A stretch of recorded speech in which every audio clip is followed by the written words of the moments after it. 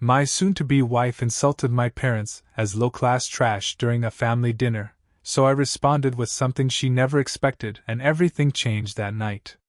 I always believe that when you love someone, you naturally grow to love their family too. Or at the very least, you respect them. I thought my soon-to-be wife, Emma, understood that. I thought she cared. But one family dinner proved me wrong in a way I never saw coming. My parents are simple people. They're not wealthy, they're not flashy. My dad is a retired mechanic, and my mom works part-time at a bakery. They raised me with patience, kindness, and a work ethic I'm proud of. They were excited to meet the woman I planned to marry. Emma, on the other hand, came from a polished, upper-middle-class family. Perfect house, perfect table manners, perfect smiles. Sometimes too perfect. But I loved her, or the version of her I thought I knew. The dinner started fine. My mom cooked her signature roasted chicken, and my dad cracked his usual awkward jokes. Emma smiled politely at first, but something was off. She kept glancing around the house, wrinkling her nose, like she was cataloging every detail she found beneath her. But the moment everything exploded came after dessert. My mom apologized for the mismatched plates, explaining that she'd broken a few last month and hadn't had time to buy new ones. Emma laughed. Loudly. Too loudly. And then said, "Well, what do you expect? People like you don't exactly understand standards." The room went dead silent. My mom blinked. My dad put down his fork. I stared at Emma, hoping I misheard. But she kept going. "I mean, I knew your family wasn't exactly high class, but I didn't realize we'd be eating like this. It's almost..." She smirked. "Low-class trash." My mom's face fell. My dad clenched his jaw. Something inside me snapped, but instead of yelling, something colder took over. I leaned back in my chair and simply said, "Interesting." Emma's smile faded. "Interesting? That's all you have to say?" "Oh, plenty more," I told her. "But I want to hear something first. When exactly did you decide you were better than the people who raised me?" She rolled her eyes. "Don't be dramatic. I'm just being honest." "No," I said. "You're being cruel." And then, she made her biggest mistake. She shrugged and said, "If your parents can't handle the truth, maybe they shouldn't be involved in our lives so much." I stood up. "Good," I said. "Because after tonight, they won't be involved in your life at all." Her face went pale. "What does that mean?" "It means," I told her, "that I won't marry someone who disrespects the people who sacrificed everything for me. If you can't treat them with basic decency, you don't deserve a place in this family, or in my life." Emma sputtered, trying to backtrack, but it was too late. My parents didn't ask for me to defend them, but the look of relief and heartbreak in their eyes said everything. We left separately that night. I returned the ring the next day. And the man who once thought he had his future figured out suddenly realized he had dodged a lifetime of quiet cruelty. Sometimes, interesting, is the calm before a decision that changes everything. After that night, things changed completely. At first, I thought it was just Emma being stubborn. But over the next few days, I realized something important. I didn't just stand up for my parents, I stood up for myself. For the life I wanted to lead. I spent hours thinking back on everything we'd shared, all the moments that once felt romantic, now revealing subtle hints of arrogance and entitlement I had ignored. The truth hit me. I had fallen in love with the idea of her, not the person she actually was. Meanwhile, my parents, quiet, proud, hurt, didn't push me to reconcile with her. They simply hugged me and said, "We raised you to know your worth. Don't forget that." And that was the moment I understood something crucial. Love isn't about appearances, fancy dinners, or social climbing. Love is about respect, loyalty, and kindness.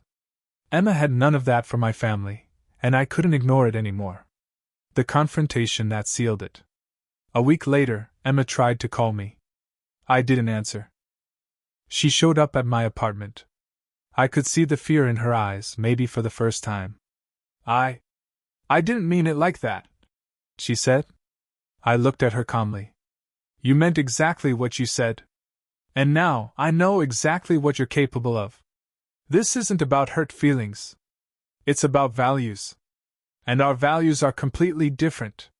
She opened her mouth to argue, but I held up my hand. I can't marry someone who disrespects the people I love. That's it. Nothing more, nothing less.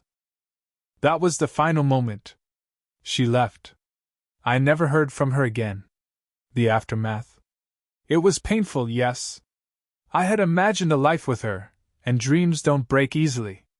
But in hindsight, it was freeing.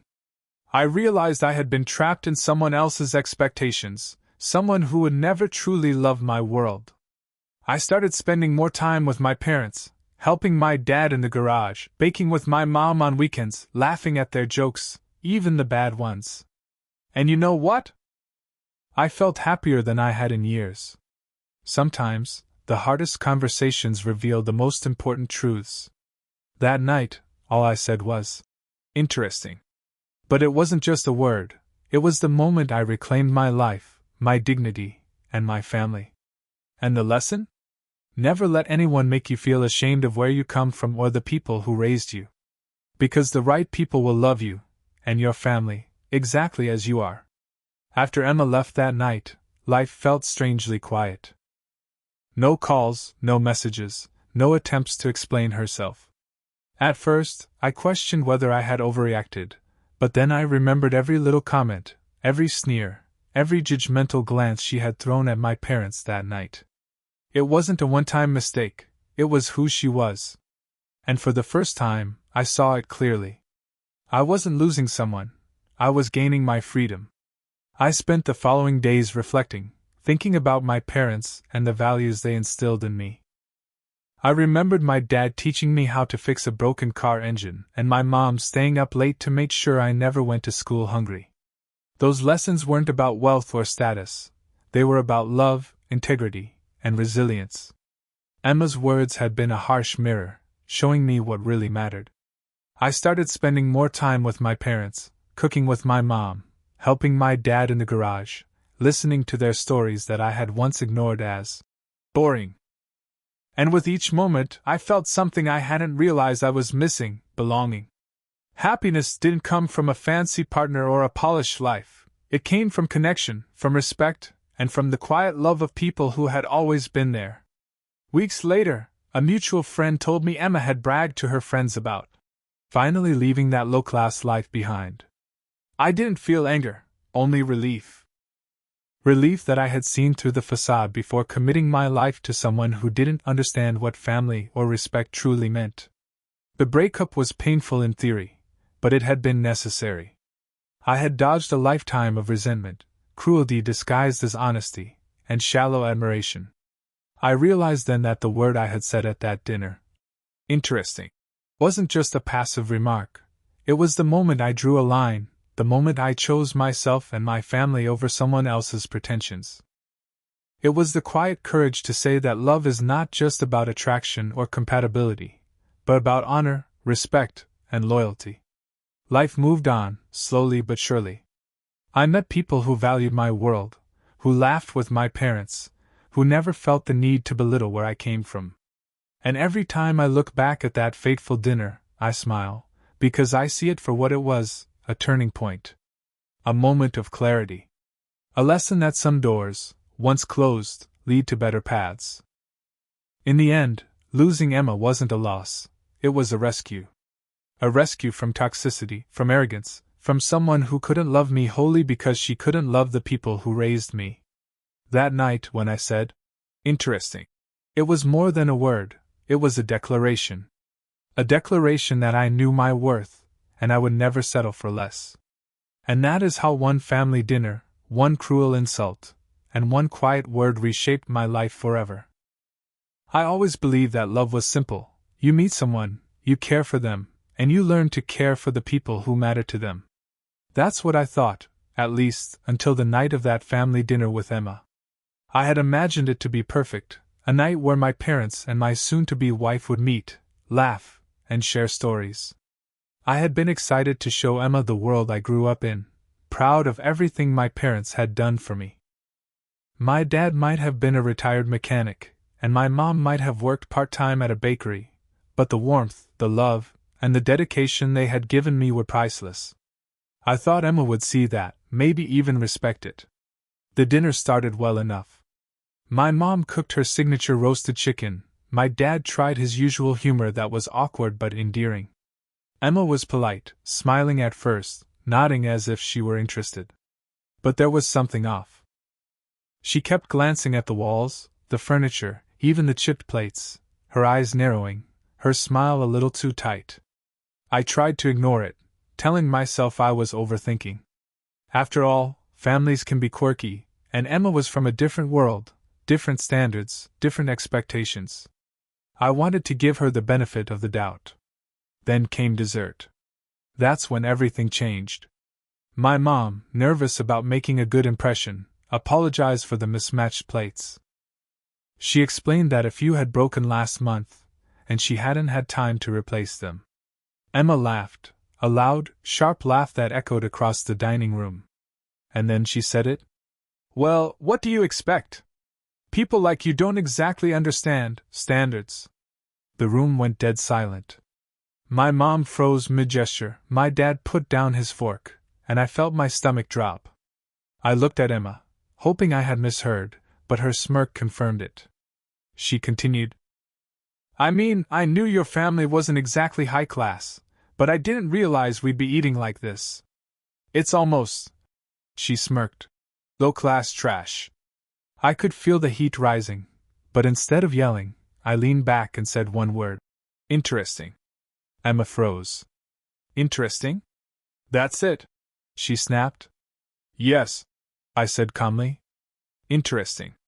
And for the first time, I realized that I wasn't just reacting to her words, I was seeing her clearly for who she was. She had no respect, no humility, no awareness of the love and sacrifices that shaped me. She tried to laugh it off, rolling her eyes. "Don't be dramatic. I'm just being honest." "No," I said firmly. "You're being cruel." She looked taken aback, and then she made a mistake that would seal everything. She shrugged and said, "If your parents can't handle the truth, maybe they shouldn't be involved in our lives so much." That was it. I stood up. "Good," I said. "Because after tonight, they won't be involved in your life at all." Her face went pale. She stammered, but I didn't let her finish. That night ended with her leaving, and I returned the ring the next day. At the time, it felt like a rupture in my world, but looking back, it was a rescue from a life I hadn't yet realized would have been toxic. The following days were quiet. Emma didn't call, she didn't text, she didn't try to explain. At first, I questioned whether I had overreacted. Maybe I had misjudged her. But then I remembered every smirk, every judgment, every slight. I realized I hadn't overreacted. I had opened my eyes. I wasn't losing someone, I was saving myself. I began to notice the things I had been taking for granted, my parents' patience, their kindness, their unwavering support. I spent more time with them, cooking with my mom, helping my dad in the garage, laughing at stories I once found boring. Each moment was grounding, a reminder of what truly mattered. I realized that life wasn't about fancy houses, polished appearances, or pretending to be someone you're not. Life was about connection, loyalty, and respect. Weeks later, a mutual friend told me that Emma had been bragging to her friends about finally leaving that low-class life behind. Surprisingly, I didn't feel anger. I felt relief. Relief that I had seen the truth before committing myself fully. The breakup had been painful, yes, but necessary. I had avoided a lifetime of subtle cruelty disguised as honesty, of being constantly reminded of my inferior upbringing, and of a partner who could never truly love my world. I began to reflect on that fateful night. The word I had said, interesting, wasn't just a passive remark. It was a turning point, a declaration that I valued myself and my family more than I valued someone else's superficial standards. That night, I reclaimed my life. I reclaimed my dignity.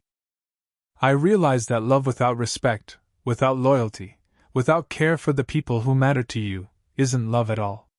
Months passed, and life settled into a new rhythm. I met people who accepted my world, who loved my parents, who laughed at my dad's jokes, who joined my mom in baking without judgment. And every time I thought back to that dinner, I smiled.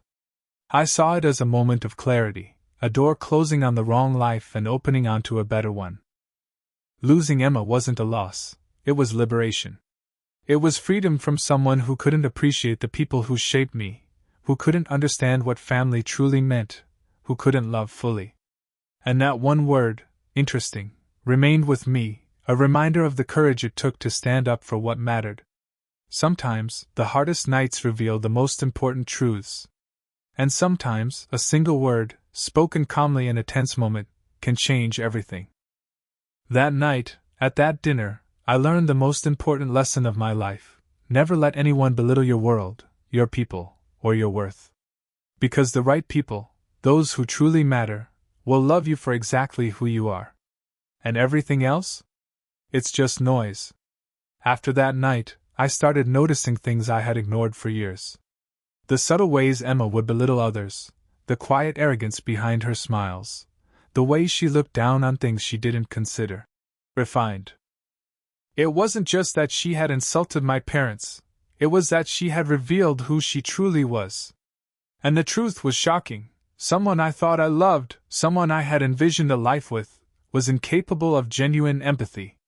I began to reflect on my own life, my upbringing, and what had really shaped me. I remembered my dad waking up at 5 a.m. to fix the car of a neighbor who couldn't afford a mechanic, my mom staying up late baking bread for the local food pantry. Their lives weren't glamorous, but they were filled with honesty, generosity, and love. Those values had been my foundation, and for the first time, I realized how much I had internalized them. I realized I could never compromise that foundation for someone who saw it as low class. Days turned into weeks. Emma's absence from my life was like a heavy curtain lifting. There was space again to think, to breathe, and to appreciate what truly mattered. I spent evenings talking with my parents, listening to their stories, helping my mom in the kitchen, learning little tricks for cooking and baking I never thought I'd care about. I went to the garage with my dad, learning the patience required to fix broken engines and rebuild old cars. And with each passing day, I felt more grounded, more connected, and more alive. One evening, as I sat with my parents, I realized something profound. For years I had been trying to balance two worlds, one of love and simplicity, and one of sophistication and superficial perfection. And I had been blind to the truth that the first world, my real world, was the one worth protecting. Emma's words, though hurtful at the time, had forced me to see that. They had forced me to choose my family over pretense, integrity over appearances, and self-respect over an illusion of romance. Months passed, and I met new people, friends who respected my values, partners who treated my parents with genuine kindness, coworkers who appreciated honesty over polish. I realized how freeing it was to live without trying to conform to someone else's standards. Every time I laughed with my dad, or baked with my mom, or shared a quiet conversation about life's struggles, I felt a satisfaction that no engagement ring, no fancy dinner, no approval from someone like Emma could ever give me. Looking back, that night, that single word, interesting, was the calm before a storm of clarity. It wasn't just about Emma insulting my parents. It was about seeing the future clearly for the first time. It was about realizing that love without respect, love without loyalty, love without acceptance, is not love at all. And in that clarity, I found freedom. I still remember the day I finally told my parents everything I had realized. We were sitting in the living room, the warm evening light casting soft shadows across the room. I told them about the engagement, the insult, the moment I stood up and said, "Interesting." They listened quietly, not judging, not scolding, just holding space for me. And then my dad smiled, a small, proud smile, and said, "You did the right thing. Love doesn't require you to lose yourself or your people." And my mom, with her gentle, unwavering kindness, added, "We've always loved you, and that love doesn't come with conditions. We're proud of you for knowing what matters. In that moment, I realized that the life I wanted wasn't about appearances or social status. It was about truth, connection, and belonging. It was about sharing a life with people who saw me, really saw me, and accepted every part of who I was. Sometimes it takes a harsh word, a betrayal, or a shocking moment to awaken you. Sometimes the world forces you to confront who you are, what you value, and who deserves a place in your life. And sometimes the simplest response, a single, calm word, can mark the beginning of everything. That night, interesting, became more than a word. It became a declaration, a lesson, and a turning point that reshaped my life completely. Years from that night, I still think about Emma occasionally, but not with sadness or anger.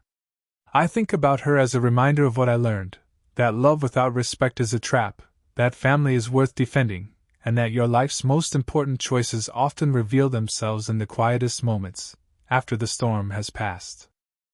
And every time I share this story, I hope people realize one thing: never compromise your values, never let anyone belittle the people who raised you, and never forget that the right people will love you, and your world, exactly as you are. Everything else is just noise, and the moment you realize that, your life can finally belong to you. After that night, life settled into a new rhythm. It wasn't loud or dramatic, it was quiet, grounding, and real.